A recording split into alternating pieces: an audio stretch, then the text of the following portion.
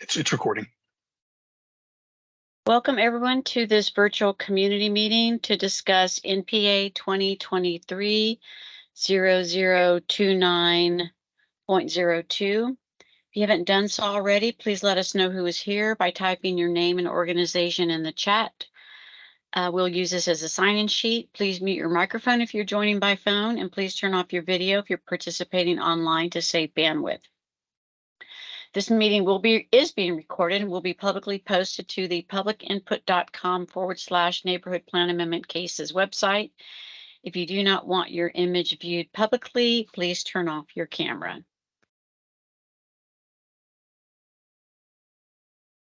This property is in the St. John Coronado Hills Combined Neighborhood Planning Area and the St. John area of the plan. Mark Walters is the meeting facilitator. My name is Maureen Meredith. I am the Plan Amendment Case Manager. The zoning application has not been filed yet, but in the event it is filed, Jonathan Tomko would be the zoning case manager, and this is our contact information. The agenda tonight, I'll go over basic case information, guidelines for group discussion, how to participate in this process, why is there a plan amendment application, what is a future land use map, also called a FLUM. My presentation will go over the applicant's plan amendment and proposed zoning request in the event an application is filed. Robert, are you going to do a presentation or just answer questions? You're muted. Thank you. A brief oral presentation and then just be available for questions. Okay. And then we'll go into the Q&A session of this meeting. Property addresses are 7600 through 7616 Bennett Avenue. It's 1.65 acres. The plan amendment case number is NPA 2023-0029.02. Project name is Humane Society of Austin and Travis County. The request is to change the future land use map from neighborhood mixed use and single family land use to mixed use land use. As I mentioned earlier, the associated zoning case has not been filed at this time. But on the application, the proposed zoning request would be from LRMUNP, which is Neighborhood Commercial District, Mixed Use Combining District Neighborhood Plan, and SF3 NP, which is Family Residence District Neighborhood Plan, to CSMUNP, which is General Commercial Services District, Mixed Use Combining District Neighborhood Plan for an animal shelter kennel. The property owner applicant is Humane Society of Austin and Travis County. The agent is Robert Heil from Blisle Engineering.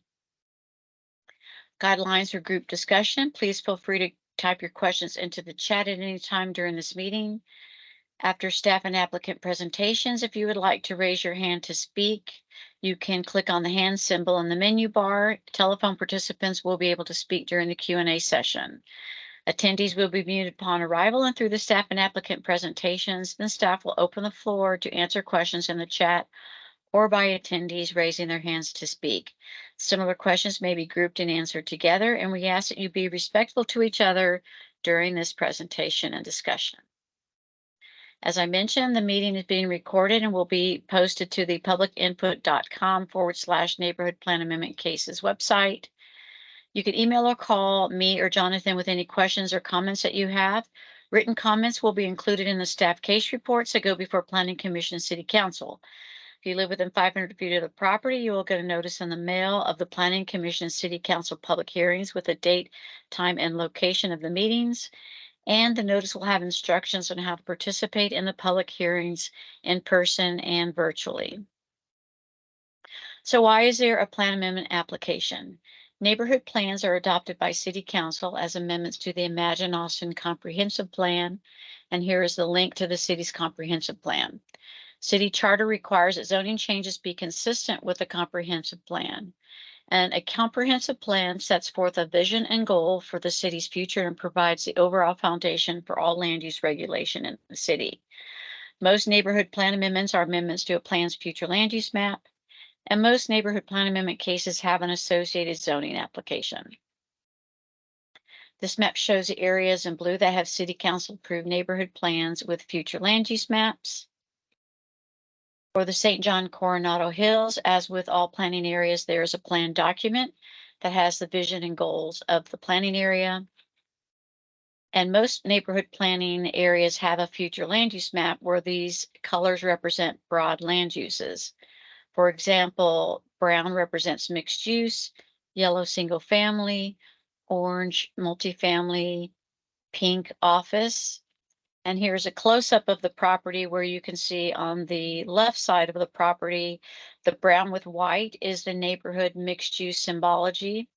The yellow is single family. You can see the solid brown to the left on the property is mixed use, and the blue is civic. Here's an aerial photo with the future land use overlaid. You can see the property is undeveloped.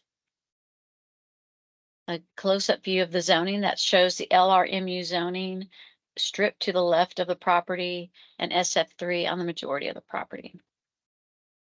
Again, this is just a Google map that shows some of the surrounding uses and shows again the properties undeveloped. This is the Imagine Austin Growth Concept Map, where these colors represent regional centers, town centers, neighborhood centers, and activity corridors.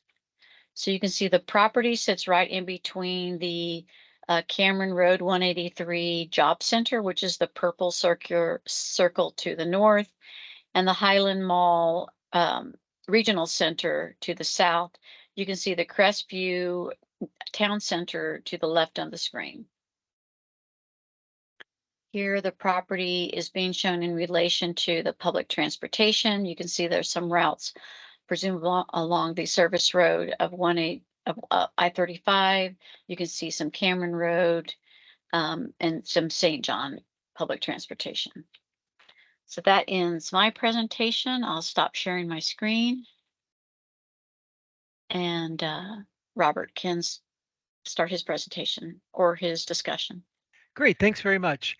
I appreciate that. If you're watching this later, I'll put my email in the comments so you can contact me if you have further questions. And as Maureen described, the specific goal of this meeting this evening is to discuss a neighborhood plan amendment to change part of the future land use map for this neighborhood. But I also wanted to give a little bit of context for why we're doing that. And so I am going to pardon me, share my screen. And there we go. This is the Google Maps. I'm assuming everybody's seeing there. Maureen, is that showing up okay? Yes. Okay, good. So this area here is the area that is part of the neighborhood plan amendment and will later be part of a rezoning request. Here is the property in question that it's going to be used by the Austin Humane Society. But also a little bit larger context for the project is this creek. It's along the back. It's part of the Buttermilk Creek watershed. And this pond here are going to be restored and retrofitted by the Austin Watershed Protection Department. So all of this is going to be working in concert to improve the property and to address some of the stormwater issues that are present in that pond and along the creek. There's two parts to the land use part. The first part is the neighborhood plan amendment that we're talking about tonight. And the second part would be a rezoning that Maureen mentioned. We will likely be filing a CSMU COMP. It's a commercial mixed use zoning. But we're also going to put a conditional overlay on it to reduce some of the uses that could be allowed in CS. CS is a pretty broad category, allows a lot of different uses, not all of which would be particularly appropriate along Bennett Avenue, wouldn't really be compatible. But we do need the CS for the use for the Humane Society. So one of the things that we'll be crafting is a conditional overlay to more tailor the zoning request to make it appropriate for Bennett Avenue to the surrounding neighborhoods. So if you have questions about what that zoning would look like and that zoning request, there will be that will be going to council along with this neighborhood plan amendment, and you will have opportunities to comment along that path and along as those public presentations are made. And then again, I put my email, or I will put my email in the comments, and would welcome any comments that you have that you wanted to um, forward on to me so that we can incorporate those in our rezoning request. That's the overview in general of what's going on. And let's see. I'm just going to stop sharing. Drew, I don't know if you wanted to talk briefly about, or Zach or Donald, about the watershed protection work that's going to be done, and the pond retrofits. In general, just to give an overview so that folks have questions, they have a general sense of what's going on, and then know where to go for further answers.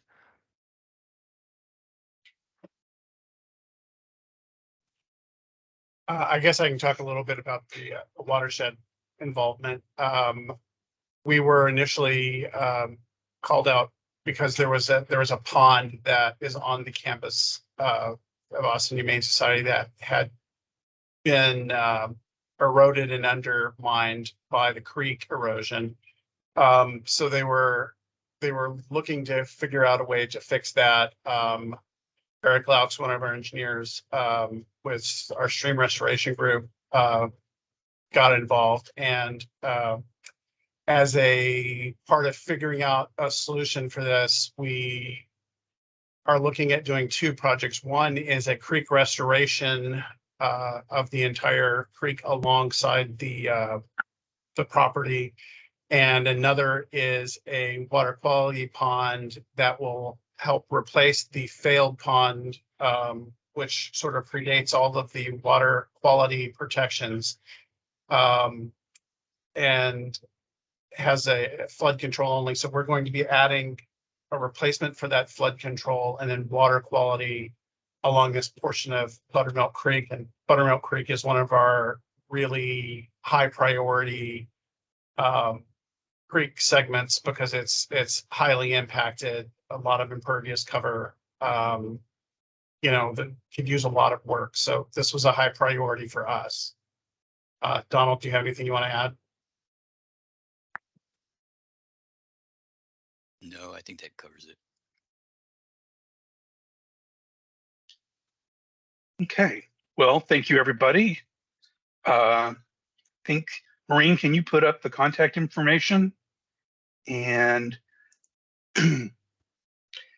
also, because Rob, I don't think anyone watching this later could actually see into the chat because it's just going to be a video. Oh, okay. Thank you, Mark, for that clarification. So let me just say it out loud then. If people have further questions they want to contact me by email, as opposed, you're always, of course, Maureen's available with city staff and her email is there in the presentation. But you can contact me as well. My name is Robert Heil, Heil, and my contact information is rheil@blislengineering.com. Oh, there we go. Yeah, there we go. Oh, yeah. Will they be able to see that? Yes. Excellent. Thank you, Maureen. That was a brilliant suggestion. That way I don't have to do the tricky spellings. Yeah. And so, okay. Well, so we're wrapping up. Before we go, Rob, do you have any closing comments?